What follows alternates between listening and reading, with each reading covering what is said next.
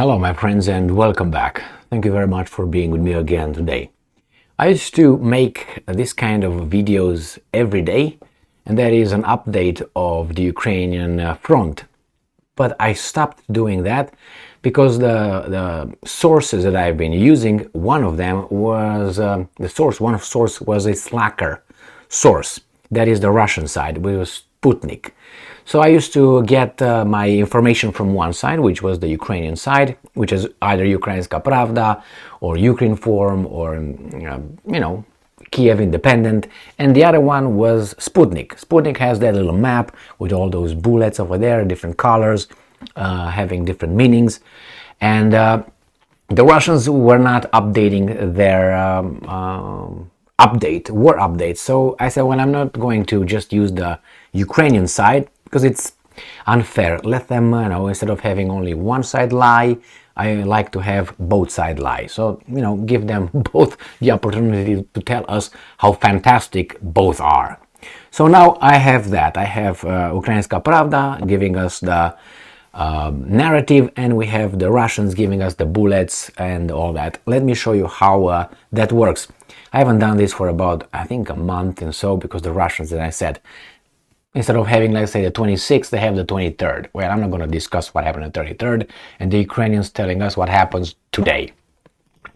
So this is how the Ukrainian article looks, tra-la-la, la-la-la, lu-lu-lu. And this is how the Russian article looks like. So it's 26th. You see all these bullets have different meanings. So, for instance, the blue one is where the Ukrainians are bombarding, are shelling the Russian positions.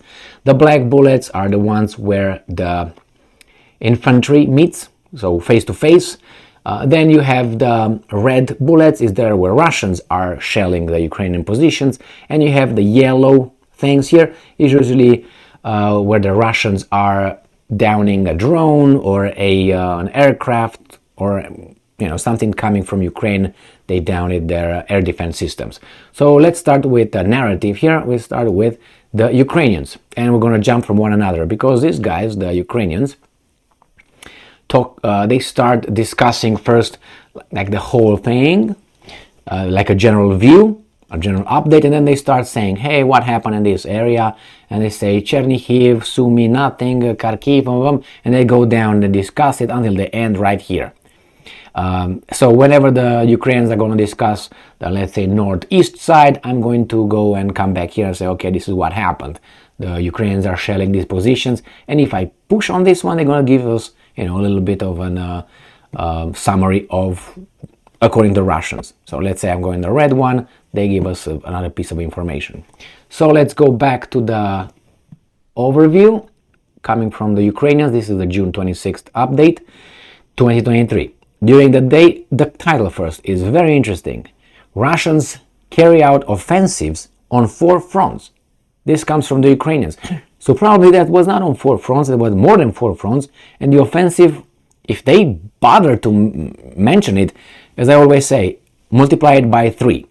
So if they say, okay, out offensive, probably it's a good offensive. 4 fronts, probably more than 4 fronts. If the title would be Russians are losing 100,000 people in one day, you just divide it by 3. This is how I got to understand these things, according to them. During the day, the Russians conducted offensive actions on the Kupiansk, Bakhmut, Avdiivka, and Marinka fronts. So these are these fronts. Let me go on the Russian map. So these are the fronts these guys are mentioning. Right here is actually the Kupiansk is here. Kupiansk is here, but you see, the Russians don't say anything about it. It should be a black bullet here. So they say offensive operations here. Then they go to Marinka, Avdiivka. Marinka is right here. Avdiivka is right here. Kupiansk was where I showed you, and the other one was at Bakhmut, where I thought that Bakhmut was already settled. But it seems like no, Bakhmut is Artemovsk right here. The Russians don't show anything in Artemovsk. Artemovsk is the Russian or Soviet name of Bakhmut. But the Russians, on the other hand, they show us here, this area, by Liman, pam, pam, pam, pam. And then you go down here, Avdiivka, Marinka, and then right here, Robotino, which probably Ukrainians call it differently. So That's why you have to get from both sides whatever they say. On the map, the Russians did not say anything about Bakhmut or Kupiansk. Let's go back to the Ukrainians. Details. Over the past day, the Ukrainian Air Force carried out 6 strikes on the areas where Russian military personnel were concentrated. Over the course of the day, Ukraine's rocket forces and artillery struck a command post and 10 artillery units at firing positions. During the day, the Russian occupiers launched a missile and airstrike on the territory of Ukraine. 2 Calibre cruise missiles and 7 Iranian-made Shahed 136/131 attack UAVs were destroyed by the air defense forces. The Russians also attacked from the north with 4 unmanned aerial vehicles of an unspecified type, probably attack drones. All drones were destroyed. Oh my God, you're so good. I don't believe it, but hey, as I said, get both sides lied to you because we like to be lied to. In addition, they carried out 36 airstrikes and fired 17 times from multiple launch rocket systems over the last day. The Russians continue to focus their main effort on the Liman, Bakhmut and Marinka fronts. So these are Bakhmut, Marinka and Liman. Liman is right here, this area, Marinka and Avdiivka right here. And Bakhmut, nothing happens over there according to the Russians. The Russians continue their focus in Liman, Bakhmut, which the Russians say no, it's all settled, and Marinka fronts. Over 35 combat clashes took place over the last day, so face to face. The situation on the Volyn and Polisia fronts remain unchanged. No signs of formation of offensive groups have been detected. This is up north. This would be in this area by Belarus. This area, nothing happened because nothing happened. Not even the Russians are saying anything about that. Combat training and coordination of the Russian armed forces units before their development to the areas of combat operation in Ukraine continue at the training grounds of the Republic of Belarus. And now we go a little bit south than that. The Russians maintained their military presence on the Sivershchinya and Slobozhanshchinya fronts. They fired from mortar and artillery at the settlements of Papapap in Chernihiv Oblast, then in Sumy Oblast, and then in the Kharkiv Oblast. So Ukraine said, well, the Russians are just firing and using mortar artillery shells in this area. This is Chernihiv Oblast, this is Sumy, and this is Kharkiv. The Russians call it Chernigov, Sumy, and Kharkov. I don't see anything coming from the Russians here. This is all Ukrainian attacks, according to the Russians. So if I go and I hit on this one, let's see what these guys are saying. Belgorod governor said that Ukrainian forces fired 8 artillery shells at the village. There were no casualties or damage. And if I take this one, it's the same thing. So all this is just, they dropped 2 explosive devices from a drone. But this is bombardments by the Ukrainians, reported by the Russians, not by the Ukrainians. So now the whole front is going to go east.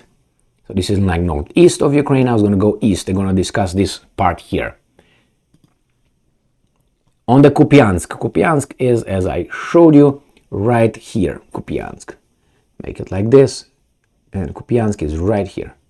This is Kupiansk. So they're talking about, as I said, east side of Ukraine.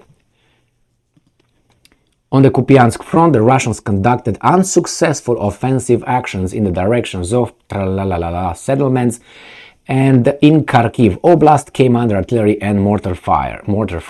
This is Kharkiv Oblast right here. Now they're going to move down into Luhansk, and then Donetsk, Zaporozhye, and then Kherson. Let's go to the Ukrainians. On the Liman front, that's a little bit south, east, but south of Kupiansk. On the Liman's front, the Russians conducted airstrikes in the areas of 1, 2, 3, 4, 5, 6, and in Luhansk Oblast and Donetsk Oblast came under artillery fire. So according to them, the Russians used just artillery in this area. Let's see what the Russians are saying. Let's pick up this one. The Zapad battle group hammered Ukrainian troops and military equipment using operational, tactical, and army aviation as well as artillery and strikes. So let's see, all this appeared to be man-to-man fight. Let's go and see what's going on. Units of the Center battle group hammered Ukrainian troops using aviation, heavy flamethrower systems and artillery strikes. This one looks bad for the Ukrainians right here. The Yug battle group successfully repelled 2 attacks by Ukrainian troops, so they are attacking. Russian air defenses shot down 2 Ukrainian drones. But you see how this is right here? That's not good for the Ukrainians, because these guys supposedly attack this way. Let's see what happened here at the border. The Center Battle Group thwarted the activity of 2 Ukrainian sabotage and reconnaissance groups. And these are probably Ukrainian drones down by the Russians. Russian air defenses shot down 2 Ukrainian drones. Okay, again, 2 Ukrainian drones and 2 Ukrainian drones. So I don't know if it is 2, 4, 6 or it's 2 everywhere. Anyway, let's go back to the Ukrainians. On the Bakhmut front, now Bakhmut is south of this, with nothing happened over there. Nothing happened over there according to the Russians. Here is all done and they stopped here. This is where Wagner fought a lot. And on the Bakhmut front, the Russians conducted unsuccessful offensive actions in the directions of Bohdanivka. They carried out airstrikes in the areas of Soledar and Bilahora in Donetsk Oblast, and the area of Papapap, Shahir Yar is to the west, in Donetsk Oblast, were hit by Russian artillery shelling. So the Russians, according to the Ukrainians, are trying to advance here, but they can't, but they bombard nowhere because there's nothing here. Let's see what the Russians say they did here. This is Ukrainian territory here, held by the Ukrainians. Russian forces destroyed the communications center of Ukraine's 25th Airborne Brigade. And we go down south, next one is going to be Avdiivka, Marinka, and Vuhledar, which is somewhere right here. Vuhledar used to be a hot spot, now it's nothing. Let's see if the Ukrainians acknowledge that. On the Avdiivka front, the Russians carried out unsuccessful offensive actions in the directions of Pervomaiske. They carried out strikes in the areas of Avdiivka and Sevierne. They shelled the settlements of in Donetsk Oblast with artillery. We go to Marinka. On the Marinka front, the Russians conducted offensive actions in the areas of Marinka, but were unsuccessful. Losers. They conducted an airstrike near Papapap. At the same time, they carried out artillery attacks in the areas of Marinka and Pobieda in Donetsk Oblast. And we move, Shakhtarsk is a little bit south of all this, so they're talking about this area right here, right now. And on the big map, that's where it's at. So we move south. And on the Shakhtarsk front, Ukraine Defense Forces liberated the village of Rivnopil, Donetsk Oblast. The Russians launched airstrikes in the areas of, and they give us 3 settlements. They fired at 20 settlements in Donetsk Oblast. We go down on the Zaporozhye and Kherson fronts. Those are the last part, which is, this is Zaporozhye right here, and this is Kherson fronts. The dam was broken right here, Kakovka, right here. This is where the dam was broken, attacked, and here is where the Energodar is, where the power plant is, the nuclear power plant, Zaporozhye nuclear power plant. So we're moving towards what's happening here. According to the Russians, they hit here, hit here, hit there, and fought one another here, and a drone probably was hit. Let's see what they say. Russian air defenses shot down 2 Ukrainian drones. Let's say here, Russian forces successfully repelled an attack by Ukrainian units of the 47th Separate Mechanized Brigades. And what happened here? Russian forces thwarted the activity of a Ukrainian sabotage and reconnaissance group. Russian air defenses shot down 2 Ukrainian drones. And here, Russian forces struck the Ukrainian repair and maintenance site for the military and special equipment of the 128th Mountain Assault Brigade. This is according to Russians in Zaporozhye. And we go to the Ukrainians, and they say here, on the Zaporozhye and Kherson fronts, the Russians are focusing their main efforts on preventing the advance of Ukrainian troops. The Russians launched airstrikes in the area of Levadne and Oleski. They fired artillery at the settlements of 1, 2, 3, 4, 5, 6, 7, 8, in Zaporozhye Oblast, and then in the Kherson Oblast. So they say, well, the Russians just shelled the shit out of us. Nothing about the Ukrainians doing anything in return, but let's go to the Russians and see what they say happened here in Kherson area. These are all Ukrainians attacks, shellings, and here probably a drone. Russian air defenses shot down 3 Ukrainian drones. Here probably the Russians hit something. Russian forces destroyed an ammunition depot of Ukraine's 126th Territorial Defense Brigade. And here are attacks from the Ukrainians. Ukrainian forces shelled the city's civilian infrastructure using cannon artillery. Ukrainian forces fired 29 shells at the city using cannon artillery. Ukrainian forces shelled the village civilian infrastructure using cannon artillery. So here, when it's from the Russians, they say the Ukrainians are hitting civilians. When it's from the Ukrainians, they did not say anything in this article. That was strange. Usually the Ukrainians are saying, hey, the Russians are hitting our civilian infrastructure, civilians. But here, now the Russians picked on that one. So here is a little update of today, the 26th of June 2023. I'm glad the Russians got their act together, and updated the little Sputnik, so I can continue doing this. They lied to us, and we are all happy because we've been lied. But hey, how can you find out? Someone is going to say these kind of things. So you get it from Sputnik, you get it from Ukrainska Pravda, and where do you think everybody else get their information?